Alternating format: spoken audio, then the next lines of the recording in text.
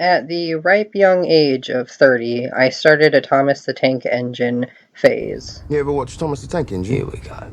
You watch something nowadays, what is it, huh? Nothingness. Twists, violence, drama, no message. What's the point? Huh? What are we supposed to learn? Everything I learned about people, I learned from Thomas. But this video is not about Thomas the Tank Engine. Rail me, daddy. This video is about a weird phenomenon in the corporate toy world. The phenomenon of we own this property and we own this other property, and if you held a gun to our heads, you could not stop us from mixing these two properties together into a bastard love child. It all started when I was at the dollar store. Not this problem, I wish this problem were exclusive to dollar stores. But it's not. I found these tiny little Thomas the Tank Engine micro machine style trains that hook together. Collect all 12. They had all 12. How wonderful. But greed became my downfall as I searched for more. Turns out there is a sushi one and an ice cream one. And there's a SpongeBob one. SpongeBob the Tank Engine Thomas the SquarePants. This exists. You got Plankton, Sandy, Miss Puff, Mr. Krabs, Flying Dutchman, Gary, Squidward. You got 'em all, the Tank Engine. And I'm not gonna lie, I find them off-putting. The somewhat inherent creepiness of the Thomas the Tank Engine designs has always been something that's been up for debate. Similar to clowns, your mileage may vary. But I'm not here to judge this. I'm here to judge this. This is from their Heroes line, and it is upsetting. The Batman one's not half bad, but it probably still shouldn't be. Low-key looks like they made Joker a diesel. Some people are diesels. Fuck me. That was the trouble. And then there's this one that I actually just genuinely want. Remember, I looked these up with the intention of purchasing them because I wanted more. I think most of this problem can be traced back to Legos and the Lego movie. The core of the Lego franchise is the concept of building bricks and the concept of dolls. This is what Legos is before you spray paint an IP over it. Same thing goes for Funko Pops.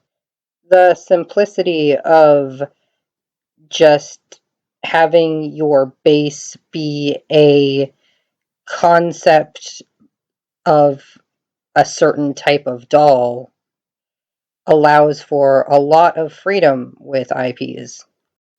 The problem with this is that it is extremely, extremely profitable, and it's the only thing that properties want to do, even at the expense of narratives that don't mesh together because the original property has more going for it than just being a base to paint over. Fortnite is a pretty good example of this because they actually developed and changed their lore to adjust to being a vehicle for IPs. I've tried to look into Fortnite lore, but from my perspective, it just kind of seemed like a way to explain why so many characters ended up in the same area, multiple universe, multidimensional. Just a way to explain away the massive amount of IPs, the amount of intellectual properties, just crossovers, basically. And I couldn't make a video like this without mentioning Magic the Gathering.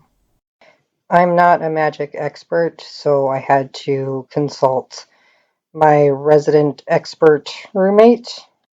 Magic the Gathering is a card game that started in 1993, and it started its decline into just being a vehicle for intellectual property in October of 2020 with its release of the Walking Dead set.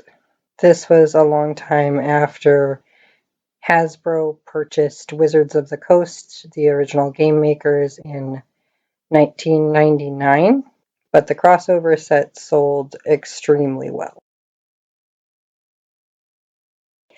When something starts to strive to become just a vehicle for IP, it does lose the je ne sais quoi of the storyline and storytelling of the original creation.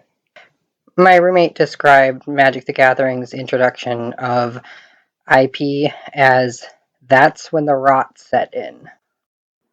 Back to the My Little Pony set, this one is considered a particularly egregious example, not because there is anything wrong with either property in and of itself, but because the property's worlds are so different from each other. Magic the Gathering is a game of magical combat where creatures die all the time. And My Little Pony is just not that. I just realized the official name of the set is called Ponies the Galloping, which is just a lot. That is a lot. Back to Fortnite for a second. The only reason I think that Fortnite hasn't done a My Little Pony crossover is because of how graphic it would be visually, not just conceptually. And when you play your favorite character in Magic the Gathering My Little Pony, there's a chance that My Little Pony is going to die. But the creators can't help themselves because there is a Venn diagram of people willing to spend money at that middle point. So the integrity of the art doesn't matter, either property. And because IP is such a large category of stuff to pull from and so easy to get for big companies, there has been an absolute deluge of content for Magic the Gathering recently, which has made it hard for even the super fans to keep up with. Full-time Magic content creators aren't finding it worth it to keep up with the amount of content being produced, despite that literally being tied to their income. It's not that it's not worth it to them necessarily, it's that it's not possible. In the old days, it used to be between 5 and 700. These days, it can be a release of up to 1,800 new cards every year. Now, I want to talk about a kind of lost concept, the concept of generic play. For example, a dollhouse just being a dollhouse, or a set of cars being themed fire truck, race car, just concepts. I know one person's wholesome is another person's boring, but I find the concept of generic play kind of wholesome. Except for when you include police cars, those aren't a necessary part of society. Looks like this style of roping in as many IP as possible does predate the Lego movie by at least 12 years with a series called HeroClix. HeroClix is a analog combat fighting game with figures that represent your combatants rather than cards, similar to Warhammer.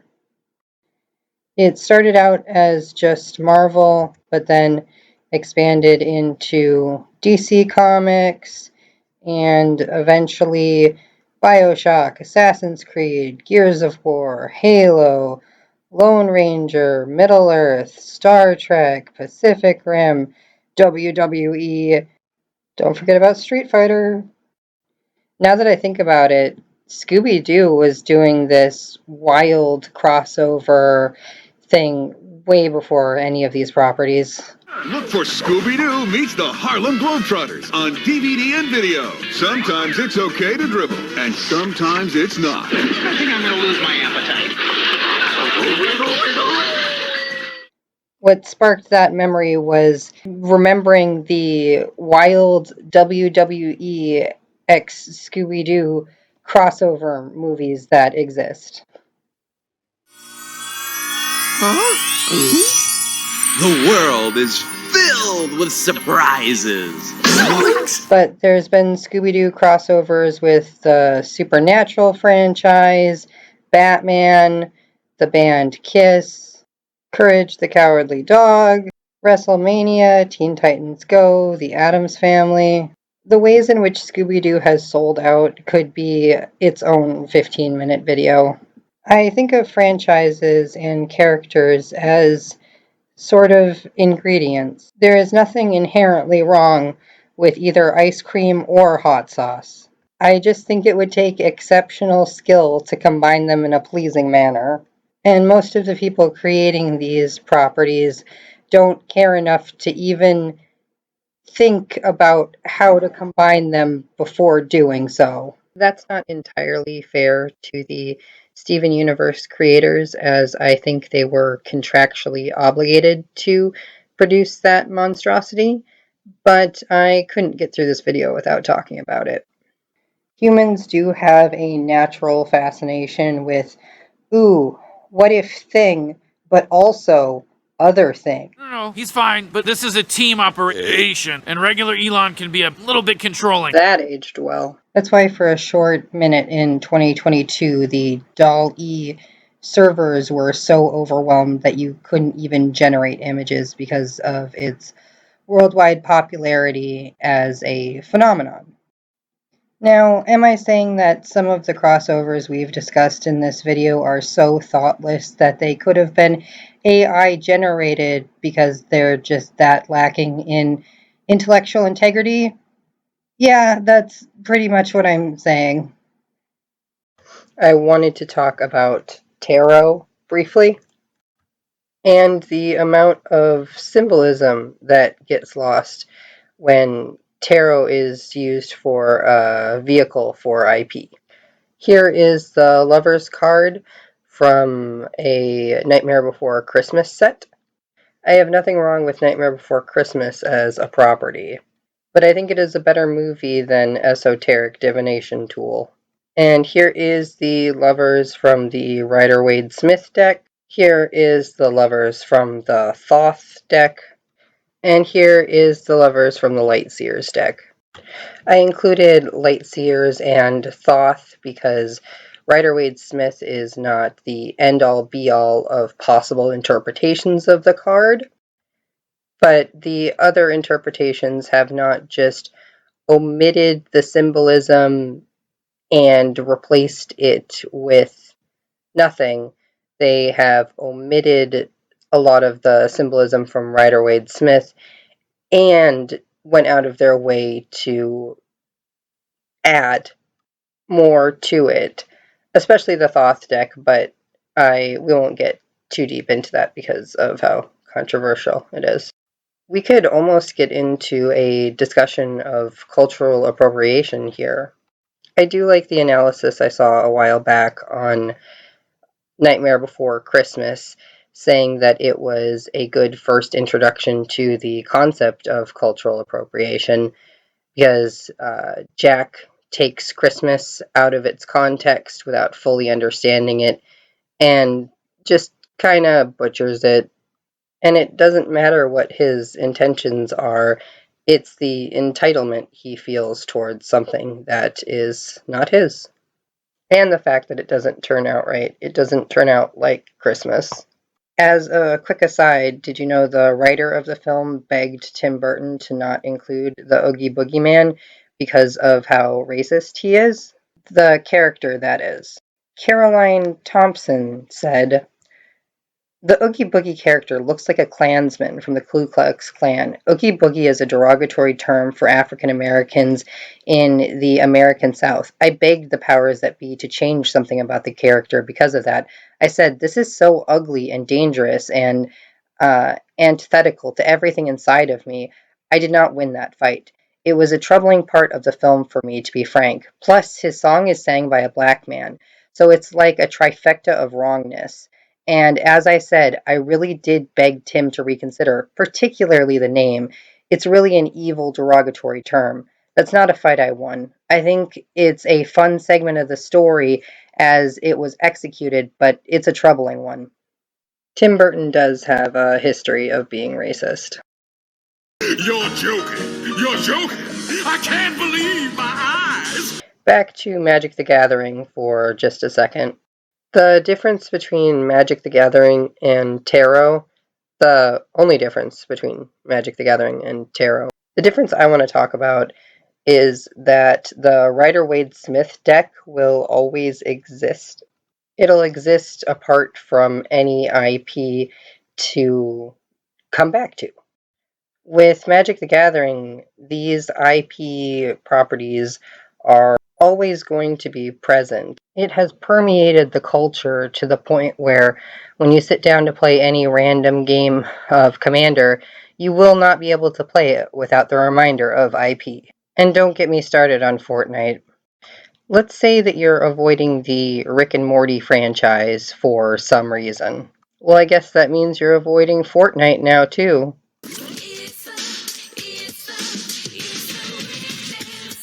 I almost made it through this whole video without talking about Kingdom Hearts! The 2002 Japanese RPG fighting game that has Goofy hyuk-hyuk-ing up the place. Well, gosh, I don't know what kind of video it would have been if I didn't mention that.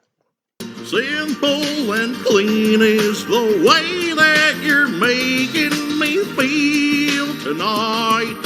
It's hard to let it go. That's about all I have to say on the topic. The problem's probably been going on since before the birth of Christ. It's just gotten particularly egregious lately with the amount of monopolies acquiring an ungodly amount of rights to different properties. Tell me what you think in the comments. Support me on Patreon. For $10 a month, you could have $10 less a month, and I could have a little train, and your name would be here in the credits. For $3 a month, you could sleep well at night again, despite whatever atrocities you've committed, because at least you know you're supporting small content creators. Like and subscribe.